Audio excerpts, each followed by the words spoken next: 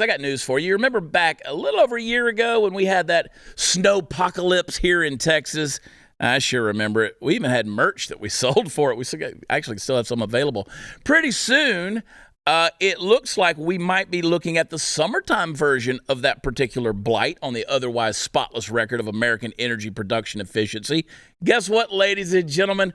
Blackouts are coming. And why, you might ask? Why, on top of every other aspect of our daily lives, rapidly circling the drain, are we facing the prospect of a summer bereft of consistent, constant air conditioning? I mean, isn't this the kind of shit that happens in third world countries, not here? I know for a fact it does. I've been there. You'd think so. And perhaps with rare exceptions until the Biden administration made it the rule, you'd mostly be right. Yet here we are looking down the barrel at even more inflation, even more supply chain issues, even fewer fossil fuel plants producing power because of the whole supply chain thingy that I just mentioned, and a whole lot of people who are going to be uncomfortable as literal hell at best and probably die of heat stroke at worst. Maybe if we get to the point of digging mass graves one of these days, some quickwit can grab some of those Joe Biden, I did that stickers off the gas pumps and bring them to the collective funeral. So forgive me, folks, if I seem a little pessimistic, a little morose, a little pissed off. There's just nothing more frustrating than someone pretending they have all the answers to fixing energy problems and then completely screwing the pooch in public while all the real answers are on full display in the background. It really pisses me off. Because bear in mind, the administration that's going to be in power this summer while people are suffering and even dying is the exact same administration that wants everyone to switch to electric cars so we don't have to pay so much for gas. And yeah, did I mention in my apocalyptic list of bullshit that we can pin like a tail on the ass in chief? Gas prices? They're freaking insane right now. And look, it's not all incompetence at fault here.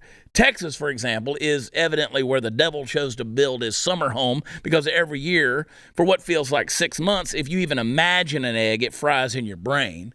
Some places are really hot, and that's hard for an already strained electric griddle, that griddle that just shuts down. I started calling it the griddle, not the grid. I do, because that's what we're going to be cooking. Anyway, that grid's going to shut down. And when you think about it, we here in Texas are getting it from both sides, so to speak, because we got illegal streaming into the state from the south and asshole liberal streaming in from the coast. So screw the taking our jobs. All these people are taking our electricity.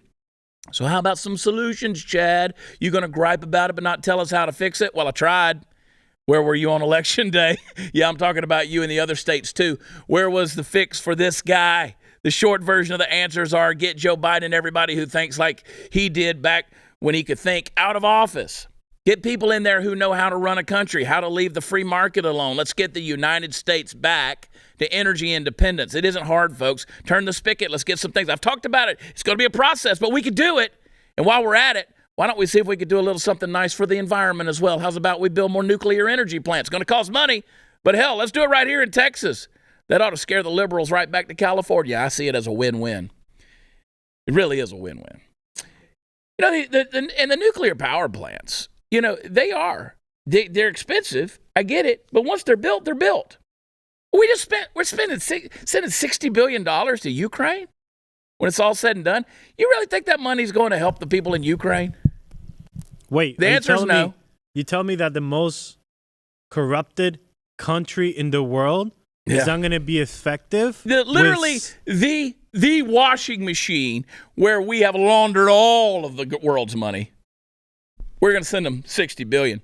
And Chad, I would like to close out this segment about energy because one of the questions is, Chad, what can we do? Here's some pro tips that I feel like you should read them out on how to save gas. Oh, yeah. This is what they tell you to do. Check your tires, reduce your speed, avoid a lot of starts and stops, and get rid of the extra weight, and stop voting for Democrats.